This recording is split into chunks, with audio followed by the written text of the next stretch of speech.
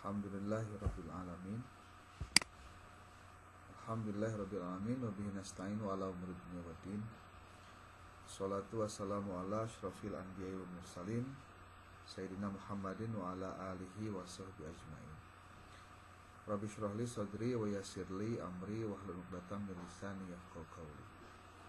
Amma ba'du. Pertama, terima kasih untuk kelompok 9 dan 10 yang sudah barusan menyampaikan terkait dengan materi kuliah kelompok 9 dan kelompok 10. Hari ini sebetulnya rencana tadinya itu adalah rencananya adalah terkait UTS ya hari ini. Tapi ternyata mohon maaf sekali, ternyata bikin video yang benar itu susah gitu ya, susah. Sampai 4 hari persiapan bikin skenarionya, ganti lagi sampai kayaknya langsung lah seperti gitunya. Ternyata memang benar ya sih yang video lamun bener ya. Kalau yang nggak bener banyak lah yang nggak bener. Nah, maksudnya begini. Minggu depan kita tidak masuk kuliah, tapi kalian mengerjakan UTS. Jadi pengerjaan UTS-nya itu sekitar 10 hari lah, 10 hari pengerjaan UTS-nya. Kemudian UTS-nya itu bentuknya dalam bentuk artikel, tapi nanti ada beberapa hal yang perlu kalian ketahui dulu tentang apa yang harus kalian lakukan ya. Oke. Pertama, kita lihat dulu ini deh. Sebelum masuk ke materi, Bapak ingin fokus dulu ke masalah UTS ya. Karena UTS kan terkait dengan evaluasi pembelajaran ini kita pengen sesuatu yang baru. Pertama, kalian lihat ini. Petunjuk pengerjaan UTS. Mungkin nanti ini ditambah tanggal 3 atau tanggal 4. Tugas UTS ini dikerjakan dalam waktu 1 minggu. 1 minggu berarti ya 10 hari lah berarti. 10 hari. Dikirimkan ke email, ini emailnya, mustafna77@gmail.com. Maksimalnya pada hari Rabu tanggal 4 Mei 2024 pukul 6 pagi ya. Ini kayaknya bukan 4 Mei deh. 1, 2, 3, 4, 5, 6, 7, 8, 9, 10 tanggal 3. Tanggal 3. Di bawah ini adalah ditampilkan petunjuk pengerjaannya. Nanti akan dijelaskan bagaimana petunjuk pengerjaannya. Lalu UTS ini sifatnya individual untuk menganalisis buku PAI atau rumpun buku PAI sesuai pembagiannya masing-masing. Nah, kalian kan sudah dapat bukunya sesuai dengan yang dikirimkan file di Excel itu pernah dikirim. Kemudian yang akan dianalisis dari buku PAI atau rumpun PAI tersebut adalah bagian dari evaluasi pembelajarannya. Jadi setiap bab itu ada yang namanya evaluasi pembelajaran, itu yang dianalisis setiap bab ya. Nah, kemudian hasil dari UTS ini ditulis oleh mahasiswa dengan mengikuti gaya penulisan artikel jurnal ilmiah. Nah, nanti dikasih tahu bagaimana tahapan untuk itu semua. Oke. Yang pertama, tahap persiapan. Kita masuk ke sini tahap persiapan. Apa yang harus dilakukan pada tahap persiapan? Pertama, mahasiswa mendownload buku yang menjadi bagiannya. Kalian pasti sudah mendownload nih bukunya ya. Contoh nih, buku yang didownloadnya adalah buku fikih. Contoh ya. Coba contohkan nih.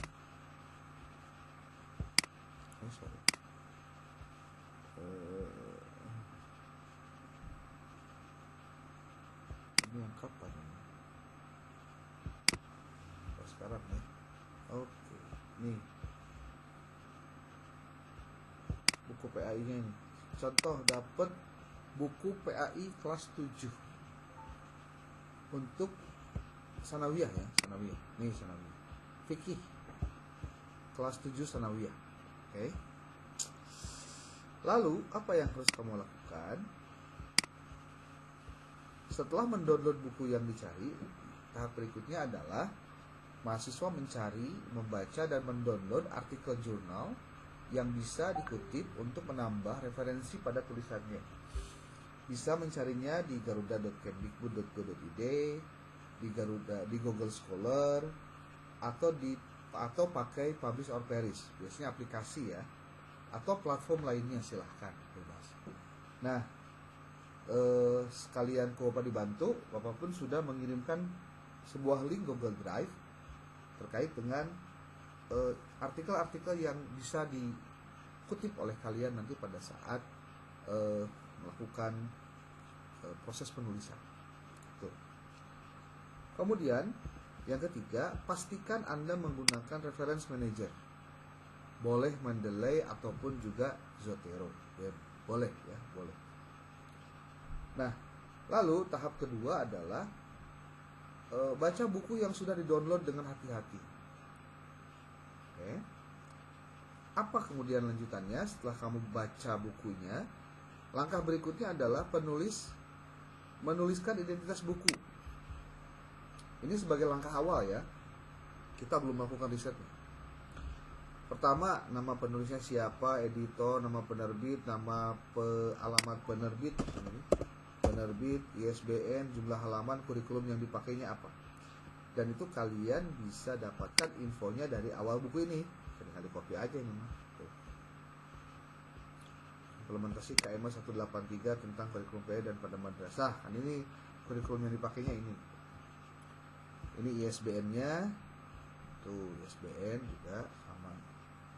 Diterbitkannya oleh siapa? Ini ada keterangannya. Ya. Nah, lalu di sini ada transliterasi dilewat. Jadi isi dulu yang namanya apa? Keterangan identitas buku lah gitu kalau bahasa kita. Dan ini bisa dikembangkan ya, bisa dikembangkan.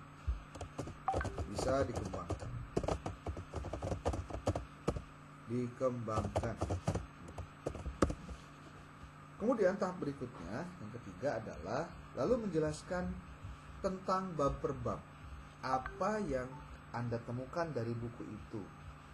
Seperti di bab 1, ada berapa buah bentuk evaluasi yang terdapat dalam bab tersebut?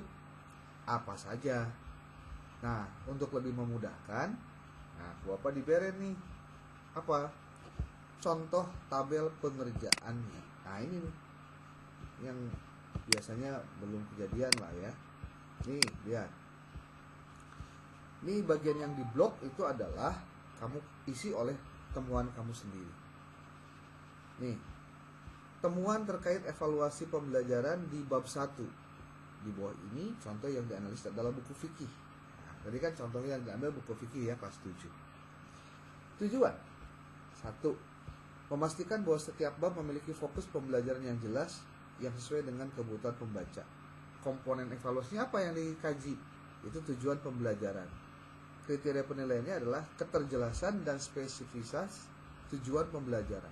Nah, kira-kira apakah kamu melihat adanya kejelasan dan spesifisitas?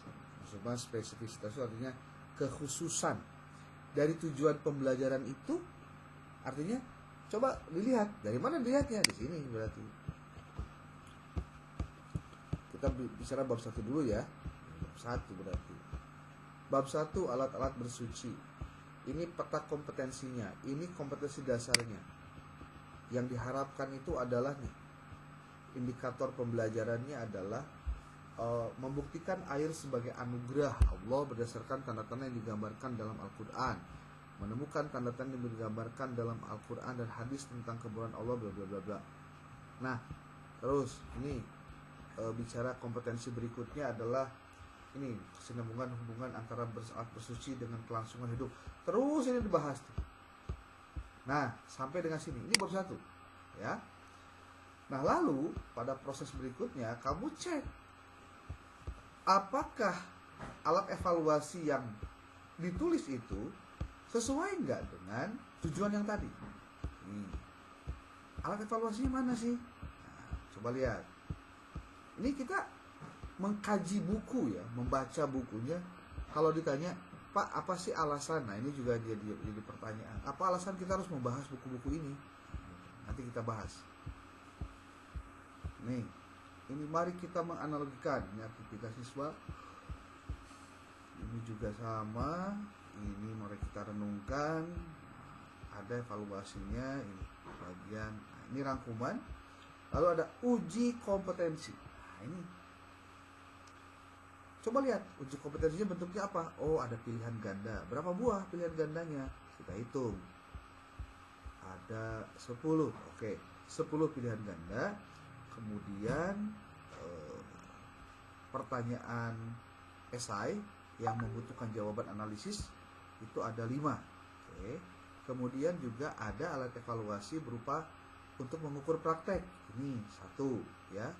Kemudian untuk mengkreasi poster, oh ini juga ada nih aktivitas siswa untuk mengukur ya. Kira-kira apa yang harusnya dilakukan. Nah, lalu setelah itu kalian tuliskan apakah setiap hal yang terdapat di dalam alat evaluasi, contoh di dalam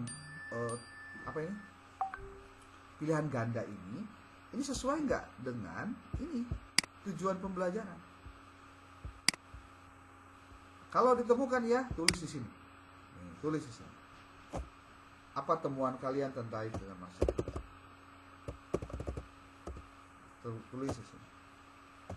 Tulisnya apa? Ya tulis aja bahwa dari 10 soal terdapat soal yang tidak contoh ya temuannya, terdapat 1 soal yang tidak sesuai dengan tujuan pembelajaran, yaitu soal nomor sekian contohnya, yaitu kalimatnya sebagai berikut. Tulis begitu, dan ini bisa jadi panjang nih gitu. Kemudian relevansi tujuan dengan kebutuhan pembelajar. Coba kita lihat siapa pembelajarnya. Pembelajarnya adalah siswa sanawiyah. Nah, apakah siswa sanawiyah kelas 7 tadi itu butuh pembahasan terkait dengan air suci? Nah, kamu jelaskan di situ. Temuannya seperti apa? Relevan nggak? Oh, relevan. Terdapat relevansi antara tujuan pembelajaran dengan kebutuhan pembelajar itu sendiri. Nah, karena hal ini karena bla bla bla bla bla. Baru temuan soal saja, belum dianalisis ya, temuan saja. Ini baru komponen evaluasi tujuan. Lalu komponen evaluasi yang kedua adalah konten, materinya.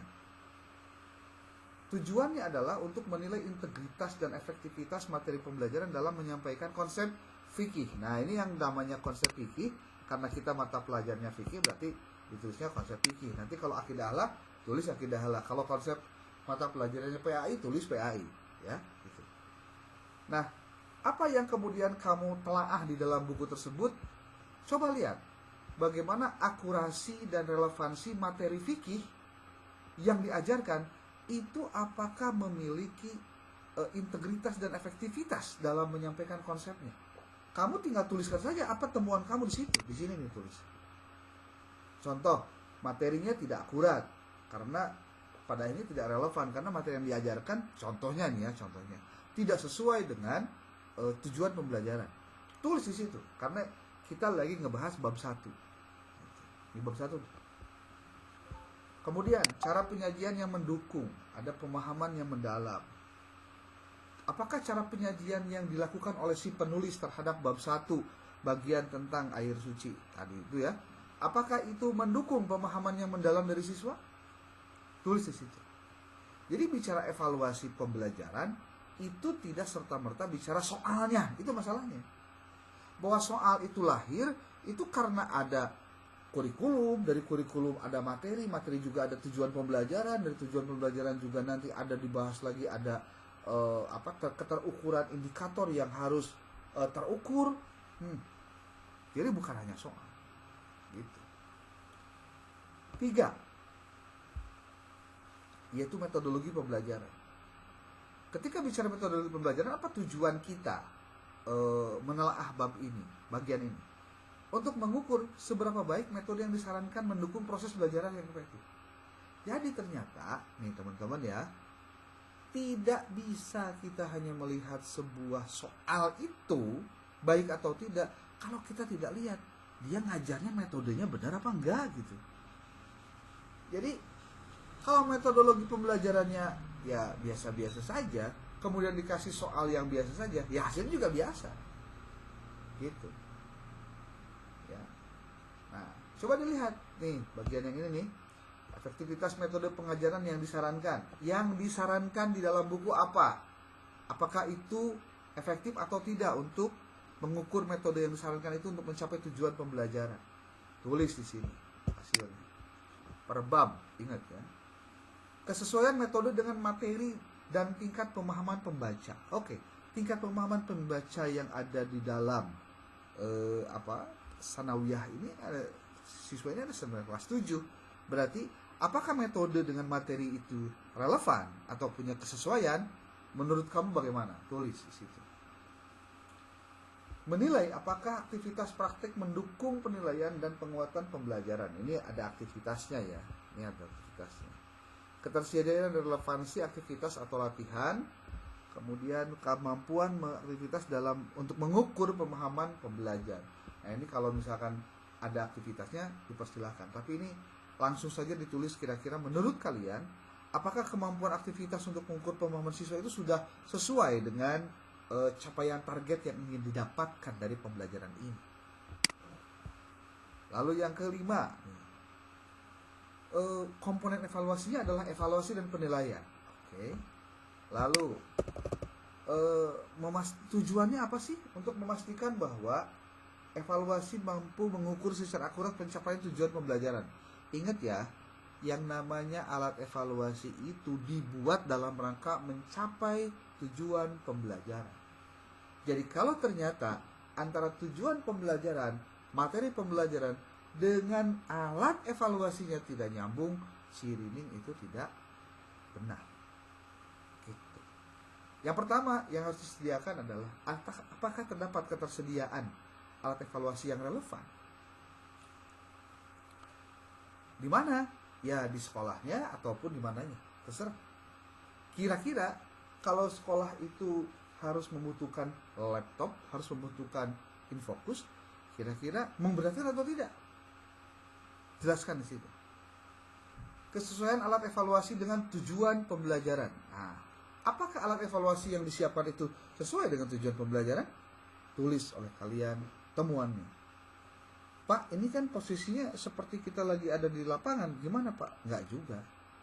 Cukup kamu bicara tentang apa yang kira-kira secara umum dipersyaratkan untuk evaluasi ini bisa mengukur tingkat pembelajaran.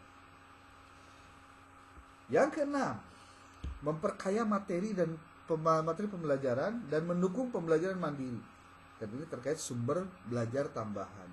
Di sini ada ketersediaan dan relevansi sumber belajar, ketersediaan relevansi dan relevansi sumber belajar tambahan. Sumber belajar tambahan itu kayak gimana sih? Contohnya, ya hal-hal yang sifatnya bukan primer itu adalah tambahan, ya. Seperti kalau buku paket, buku apa itu buku pegangan ya, buku siswa itu wajib atau tidak? Itu mah bukan lagi tambahan, itu mah pokok itu. Ya, itu mah pokok. Yang tambahan seperti apa, Pak? Yang tambahan itu seperti kalau misalkan menggunakan handphone itu tambahan, karena tidak semua tempat bisa menggunakan juga. Gitu. Internet juga sama, belum bisa dijadikan sebagai sumber utama. Gitu.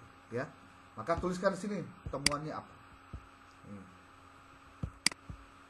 Kemudian nomor 7, mengukur seberapa baik materi terintegrasi dengan dalam konteks fikih yang lebih luas. Nah ini tadi yang kata-kata fikihnya nanti silakan kalian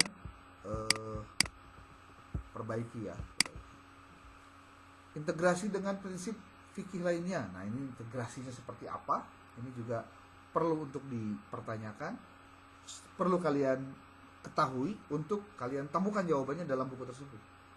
Bagaimana tingkat integrasi dengan prinsip fikih lainnya? Kalau nggak ngerti yang beginian, silahkan Anda boleh tanya ke, ya banyaklah IAI yang bisa membantu Anda, kan banyak ya. Oke. Konsistensi dan relevansi lintas bab. Nah ini juga coba kalian telaah bab per bab itu memiliki tingkat korelasi tinggi nggak?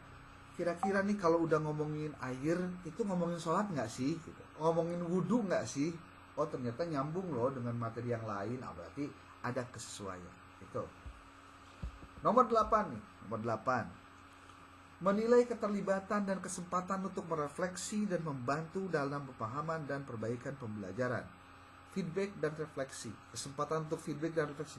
Ada nggak di dalam buku tersebut? Nah, ini ada bagian di evaluasi pembelajaran itu terkait dengan kesempatan siswa melakukan feedbacknya dengan guru. Atau melakukan refleksi si guru terhadap aktivitas pembelajaran yang dia lakukan. Coba, ada nggak itu? Tuliskan di sini.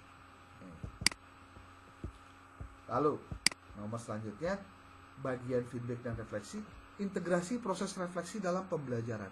Kira-kira ada nggak sih tulisan ataupun juga kalimat dalam buku tersebut di bab 1 yang berbicara tentang bagaimana merefleksikan proses belajar tapi diintegrasikan dalam pembelajaran. Gitu. Nanti biasanya suka ketahuan ada. Coba kamu renungkan bla bla bla bla. Itu kan bagian dari refleksi. Bisa ditulis temuannya adalah terdapat kata-kata yang menunjukkan refleksi seperti begini-begini. Tuliskan, berarti copy paste itu dari sumber. Nah, itu baru bab 1. Ya, baru bab 1. Kalau misalkan Sanawiyah ini ada 7 bab, seperti ini nih, kelas 7 ini kan ada 7 bab. Saya ngambil contoh ini aja.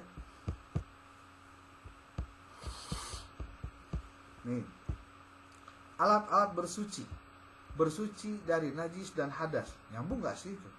Sholat fardu 5 waktu, dari sholat ke dari wudu, dari air wudu jadi sholat, itu kan nyambung.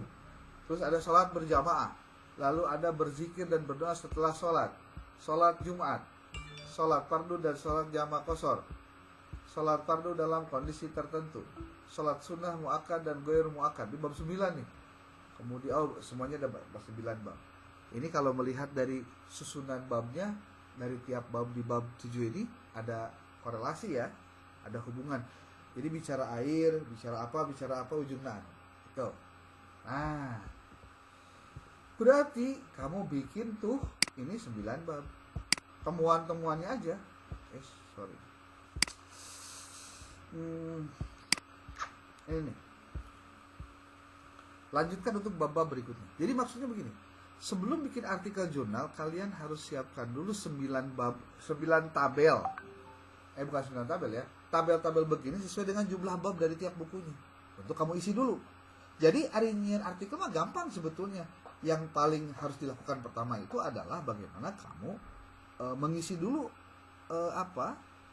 instrumennya, alat pengumpul datanya diisi dulu. Nah, setelah ada temuan, maka bagian selanjutnya adalah melakukan analisis terhadap temuan pada tiap bab dengan mengikuti tabel di bawah ini. Nah, ini pun sama, bikin tabel juga begini. Tuh. Temuan bukunya apa? Masukkan ke sini yang tadi di atas yang sudah dibuat. Lalu coba dievaluasi dan dianalisis. Nah, ini. Komponen evaluasi pertama yang akan dikaji adalah tentang tujuan pembelajaran. Coba lihat. Dalam tujuan pembelajaran di buku itu, gimana temuan kamu? Setelah temuannya didapatkan, lalu dievaluasi. Apakah si tujuan tadi yang ditulis oleh si penulis itu mencerminkan kebutuhan pembelajaran atau materi enggak? Kamu jawab, ya dan tidak. Berdasarkan apa? Temuannya apa? Logikanya apa? Sumbernya apa? Referensinya mana? Citasinya dari siapa? Gitu. Lalu, ketika terdapat kelemahan dan kekurangan ketika dievaluasi, maka kamu berikan saran rekomendasi untuk peningkatan. Habis baterainya.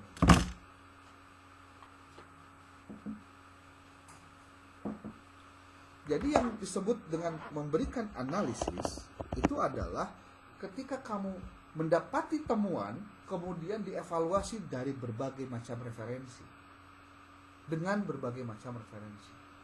Termasuk nih, bagian konten. Apa sih tujuannya, deskripsinya apa sih? Analisis keakuratan dan relevansi materi terhadap prinsip-prinsip. Nah, ini fikih ya. Fikih serta penyajian yang mendukung belajar. Nih. Berarti ini pun kita kaji ringkasan konten pada tiap bab dan relevansinya dengan prinsip fikih. Kemudian fikih kedalaman materi dan cara penyajiannya seperti apa? Sarankan untuk pengayaan konten materi di mana kesenjangan itu teridentifikasi. 3 metodologi pembelajaran. Sebetulnya ini turunan dari yang awal. Cuma bedanya ada temuan, ada pembahasan. Temuan itu tidak ada kutipan dari referensi lainnya kecuali dari temuan hasil dari wawancara, observasi atau studi dokumentasi. Kebetulan ini dokumentasi semua, ya.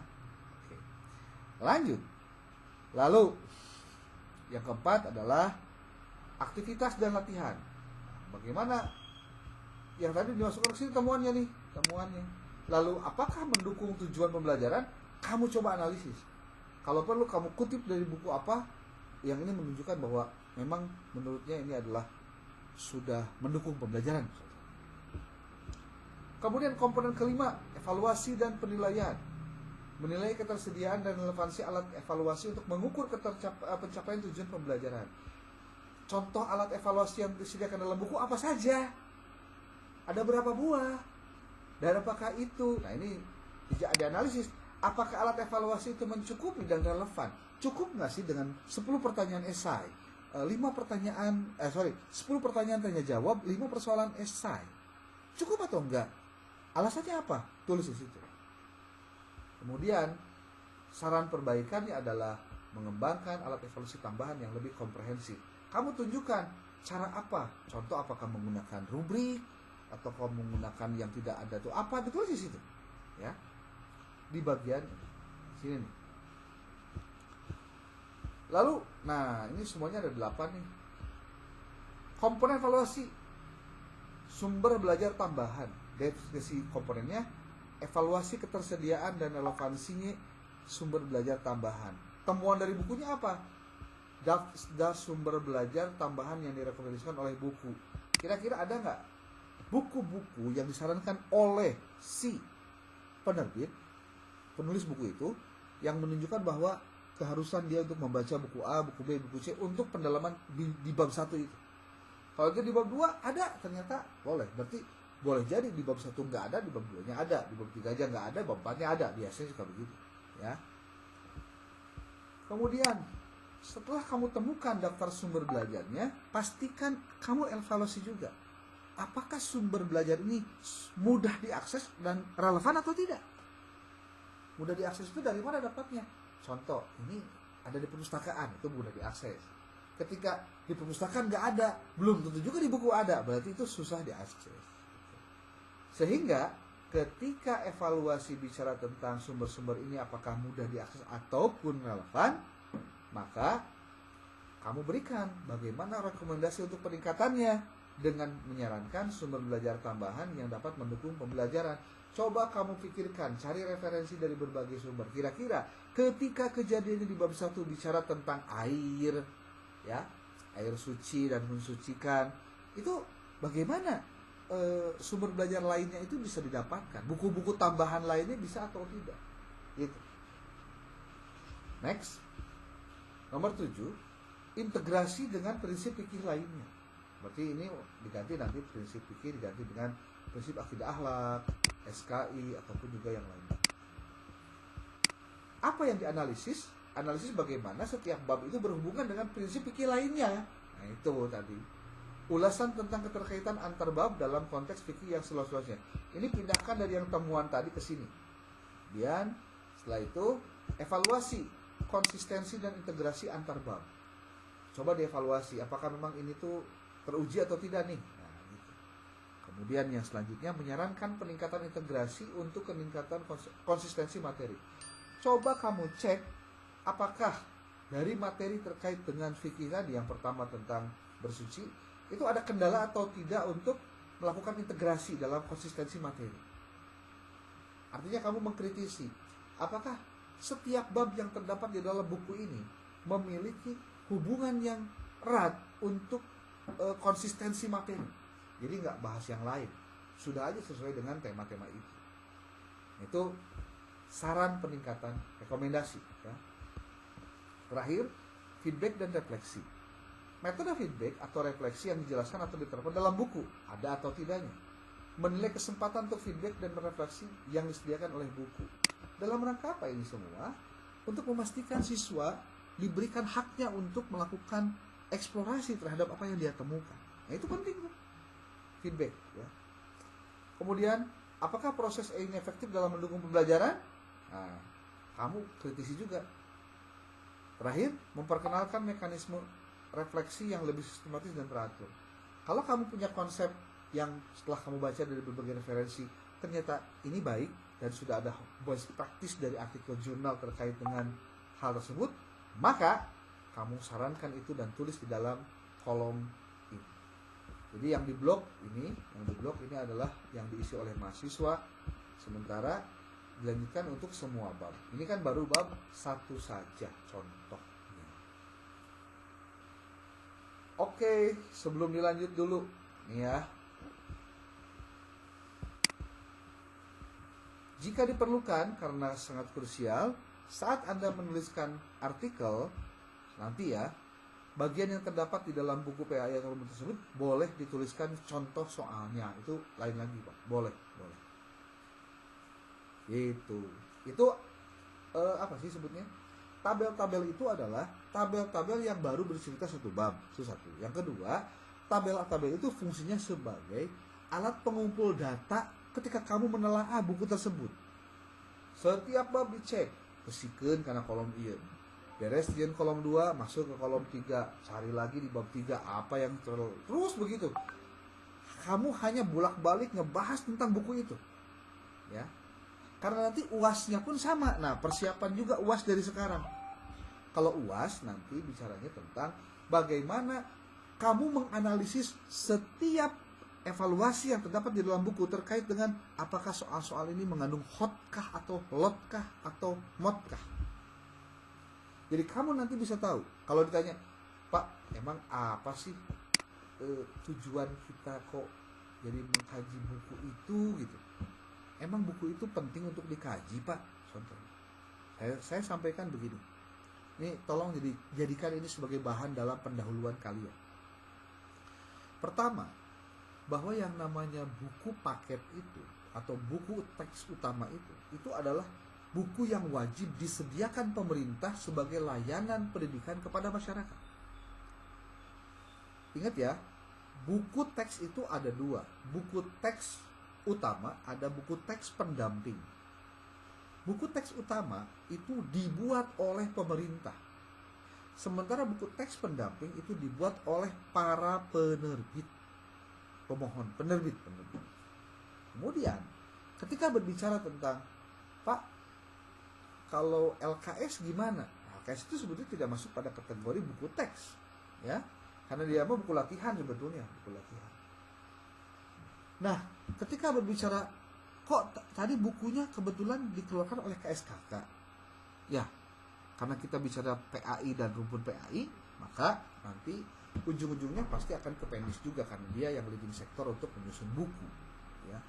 Nah, buku teks utama itu buku wajib yang dikeluarkan oleh pemerintah untuk sebagai layanan kepada masyarakat. Pertanyaannya, berarti kan masif tuh, semua itu pasti bakal baca. Kebayang nggak kalau kemudian ternyata isinya tidak berkualitas? Karena tidak ada yang melakukan pendalaman, tidak ada yang mengkritisi, dan tidak ada yang memberikan kritik terhadap buku tersebut. Nah, makanya Bapak mengajak kalian supaya menjadi bagian dari orang-orang yang menelaah buku tersebut dengan sebaik-baiknya. Dalam aspek pembelajaran atau evaluasi pembelajaran. Tidak bicara kontennya, tidak bicara ngapa-ngapain, tapi evaluasinya saja. Tapi ternyata ketika membahas evaluasi pun tidak serta-merta hanya bilang evaluasi saja. Ternyata nyangkut dengan masalah bab per bab, materinya, dan lain-lainnya. Karena memang komponen dari evaluasi itu tidak satu. Gitu. Nah, kalau kalian sudah mendapatkan atau mengisi data tersebut, lalu nanti dibuatkanlah artikelnya. Nah, kalau buat artikel, berarti kamu harus pertama nih, lakukan pencarian jurnal targetnya kemana.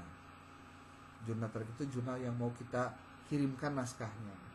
Yang kedua, pastikan kamu membaca template setiap jurnal yang kamu akan masuki itu. Yang ketiga, langkah kamu adalah jadi mencari referensi sudah ya, referensi sudah. Langkah berikutnya adalah tinggal menuliskannya.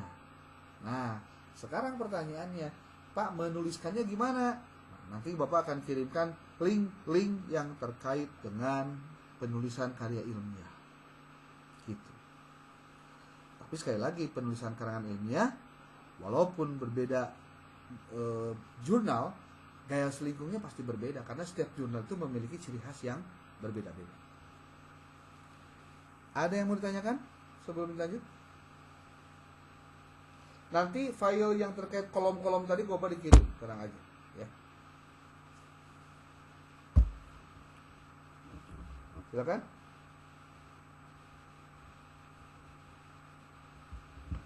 Ada?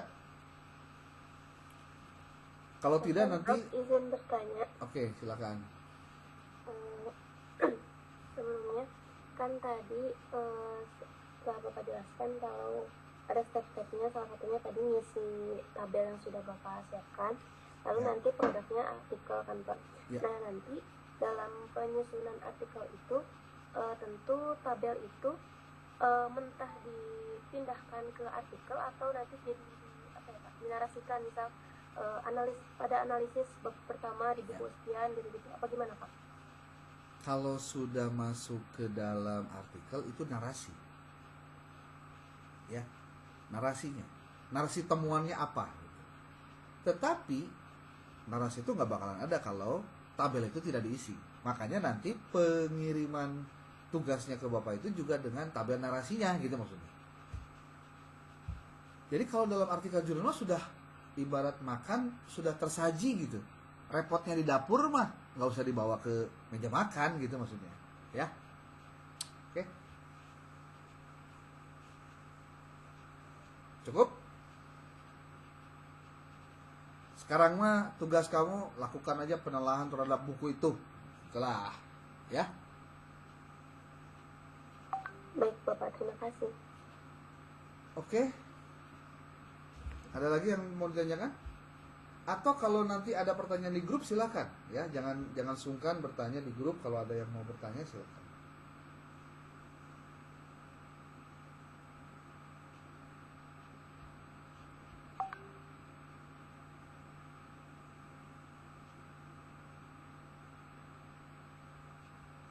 Halo.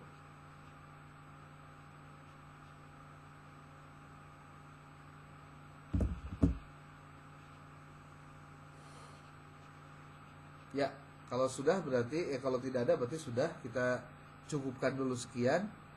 Ada waktu sekitar 20 menit ke depan, kamu silakan menelaah, membaca dan menjelaskan tentang itu, ya. Membaca yang terkait dengan bahan-bahan untuk pembuatan tes. Nanti itunya ke Bapak dikirim format-formatnya. Kemudian Bapak juga sudah mengirimkan daftar judul-judul untuk artikel yang bisa kamu jadikan sebagai sumber, ya. Oke. Terima kasih. Billahi taufiq wal hidayah. Assalamualaikum warahmatullahi wabarakatuh. Baik.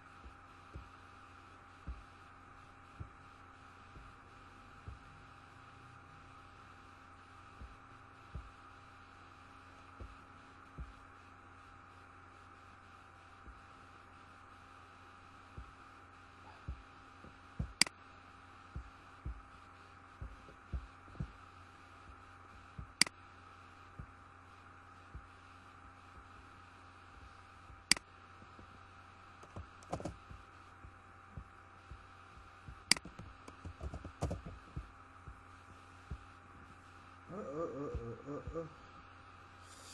aduh, aduh, aduh.